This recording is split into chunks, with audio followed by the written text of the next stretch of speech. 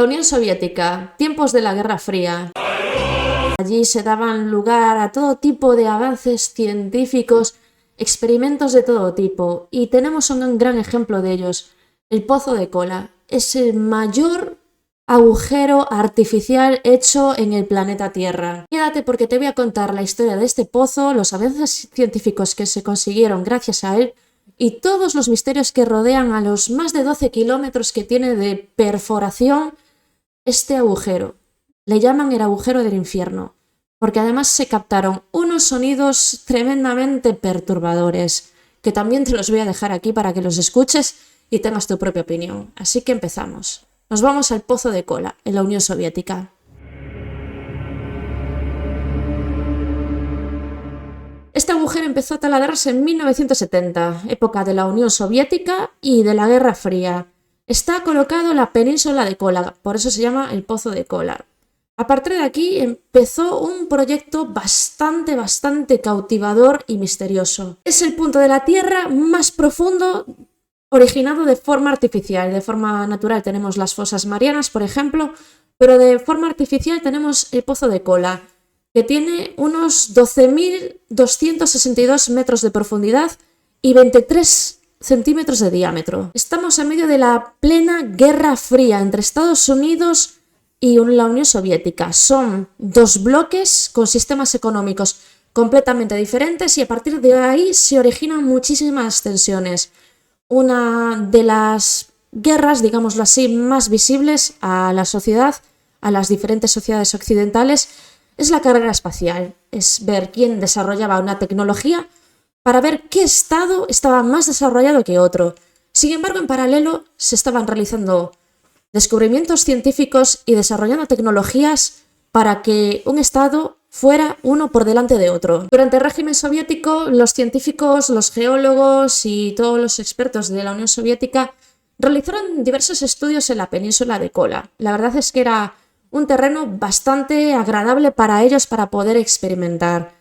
Así que realizaron una serie de perforaciones. ¿Para qué? Pues para ver si encontraban materiales y esos materiales poder utilizarlos en la carrera armamentística. Es decir, lo que se buscaba era diversos materiales en la corteza terrestre para ver si había alguna serie de sustancias que se encontraran o algún tipo de material para poder desarrollar nuevas tecnologías y así que poder estar por encima del desarrollo tecnológico de los Estados Unidos, porque como os comentaba era una especie de competencia entre los dos bloques para ver quién era la gran potencia, quién iba a dominar el mundo. Hablemos así. De todos estos estudios científicos que se estaban realizando, de aquí salió el proyecto Kola Super Deep Borehole, que se trata de una perforación terrestre hacia abajo de muchos kilómetros y que a partir de ese agujero saldrían varias ramificaciones. Uno de ellos se convirtió en el más profundo de la Tierra. Estábamos hablando, como os decía, de aproximadamente unos 12 kilómetros. Este llamó a pasarse el agujero SG3. Este agujero se empieza a excavar exactamente en 1970 y el proyecto termina en 1989. Es decir, casi 20 años perforando ese agujero. Para realizar estas perforaciones se utilizaron taladros industriales. Extraían materiales a medida que avanzaban y eran una boca de 3 rotores que iban engullendo todo lo que encontraban a su paso. Es decir, iban taladrando, recogían todo ese material y lo extraían hacia arriba. Justamente en 1989, como os comentaba, dejan de taladrar. Coincide esto con la caída del muro de Berlín. ¿Tienen relación? Pues la verdad es que no. No hay una relación política con el tema de parar el proyecto. Una de las razones por las que tuvieron que parar este proyecto es que, llegados aproximadamente a los 12 kilómetros, empezaron a encontrar temperaturas súper mega altas. Temperaturas que ni siquiera los expertos científicos, los geólogos, esperaban encontrar. Hasta los 3 kilómetros de profundidad aproximadamente, los geólogos habían acertado, habían definido perfectamente las temperaturas que se iban a encontrar. Pero según iban bajando la profundidad, las temperaturas eran cada vez más altas y más altas. Cuando llegaron a los 12 kilómetros, los geólogos habían calculado aproximadamente que se iban a encontrar una temperatura de 100 grados centígrados. Sin embargo, se encontraron con temperaturas de más de 180 grados centígrados. Estas altísimas temperaturas hicieron que no pudieran seguir taladrando, porque es que la maquinaria se acababa derritiendo, se fundía completamente. Esto arruinó completamente los planes de los geólogos, porque lo que tenían previsto era seguir taladrando hasta aproximadamente 1993 y que en ese año se alcanzaran al menos los 15 kilómetros, pero tuvieron que dejarlo por las altas temperaturas. ¿Qué consiguió este proyecto? Pues bastantes avances tecnológicos, la verdad, tenemos.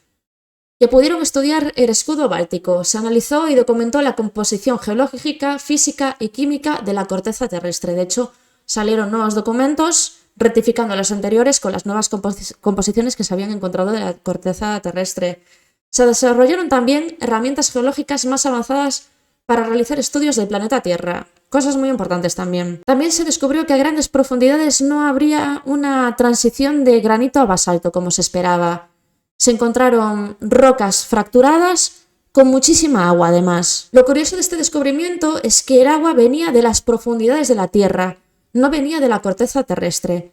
¿Esto qué supuso? Pues que en esos momentos ningún estudio reflejaba que se pudiera encontrar agua a tales profundidades en la Tierra. Otro de los grandes descubrimientos de este pozo fue que se encontraron fósiles de más de 2.000 millones de años de antigüedad. ¿Qué pasa? Que estaban muy compactos, entonces al intentar retirarlos se fracturaban. Así que los geólogos de la Unión Soviética desarrollaron una tecnología que iba incrustada en la punta del taladro que estaba realizando la perforación, entonces a partir de ese dispositivo que iba ya encajado pudieron hacer análisis de estos fósiles in situ. Aparte de todos estos avances tecnológicos, científicos, biológicos, geológicos que se estaban produciendo a través de este proyecto del Pozo de Kola, también hay una parte, la parte más misteriosa, y os la voy a contar y a ver qué pensáis vosotros y vosotras. Nos vamos concretamente a 1989. Hay una radio cristiana con sede al sur de California, concretamente el nombre es Trinity Broadcaster Network, emitía una grabación muy misteriosa. Esa grabación viene también a su vez, de una revista finlandesa que la había publicado en su momento. Entonces, esta radio de California se había hecho eco de esa grabación y se publicó. Y es que en este proyecto del Pozo de Kola se habían colocado unos micrófonos para ver que se escuchaban a esas profundidades. Y lo que esta grabación reprodujo fue lo siguiente.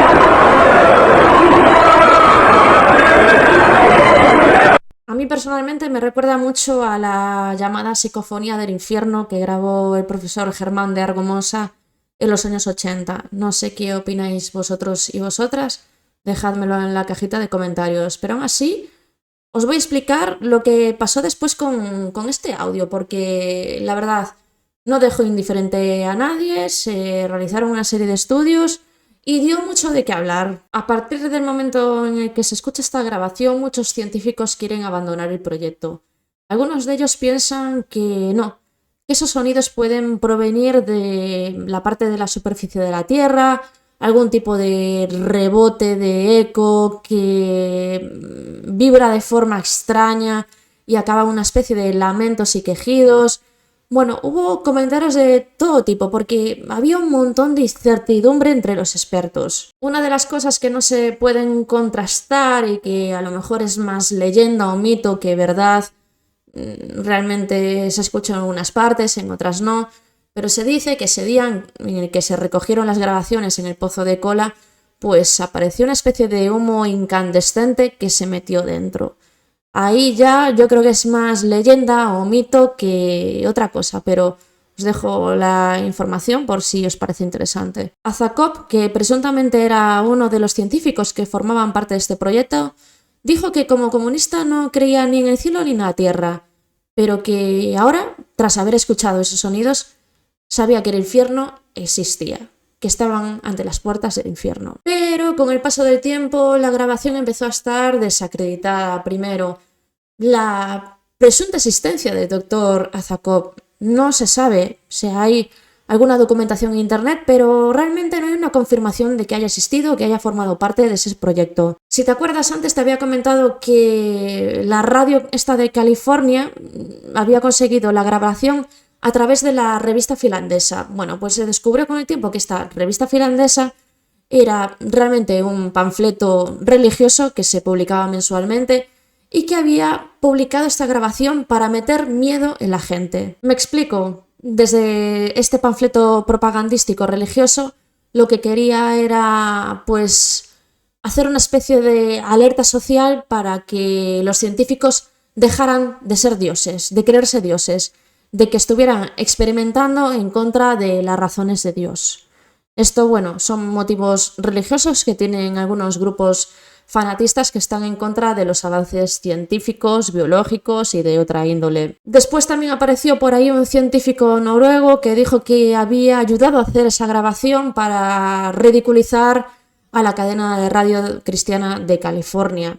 Es decir, lo que querían hacer era como una especie de, digámoslo así, manipulación social, de la opinión social, poniendo una grabación primero en una revista cristiana para intentar meter miedo a la gente y después meterle ese bulo a la radio cristiana para dejarlos en ridículo y señalarlos como diciendo: veis, están publicando bulos. Esto me suena a algo que está pasando últimamente aquí en España. No sé, vamos a dejar ese tema. Esta grabación que habéis escuchado hace unos minutos al final no se dio por buena.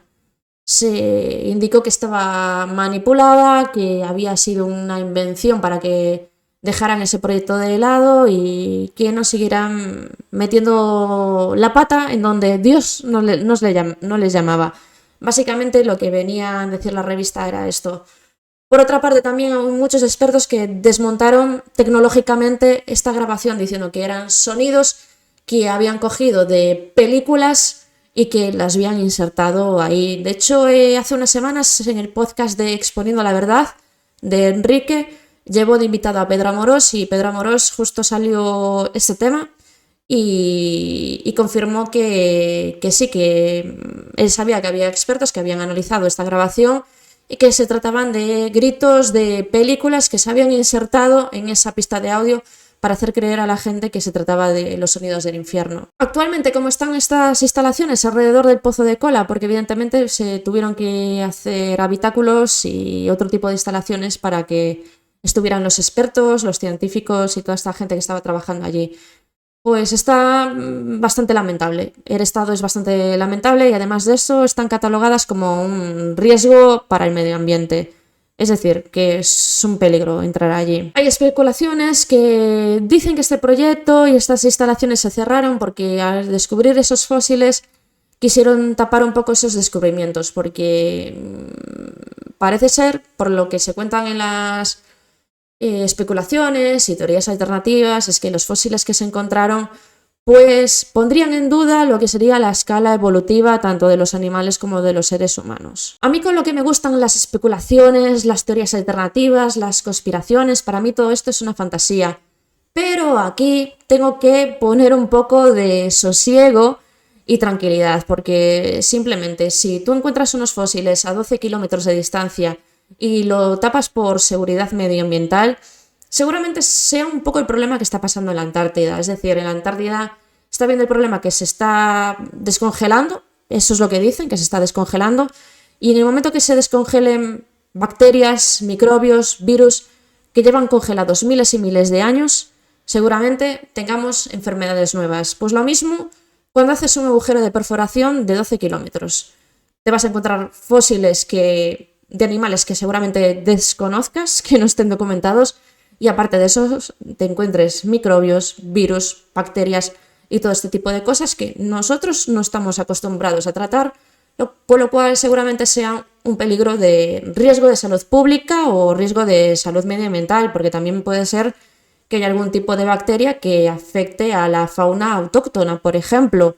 Ya os digo, a mí me encantan las conspiraciones, pero aquí sí que encuentro un motivo real por el cual tapar ese agujero. Y hasta aquí la historia del agujero de la Tierra artificial más profundo del mundo.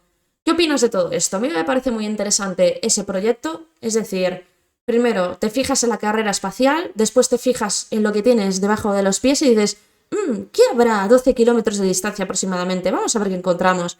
Después, todos los desarrollos tecnológicos que hubo, por ejemplo, lo de ver in situ, analizar in situ los fósiles, que se hubiera descubierto nuevas sustancias en la corteza terrestre y sobre todo, lo que más me interesa es lo más misterioso aquí, que son esas grabaciones.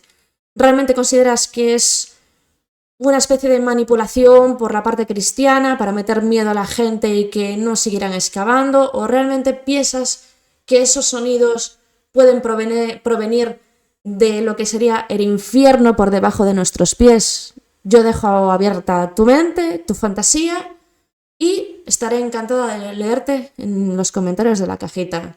Un saludo y hasta el próximo vídeo, creepies.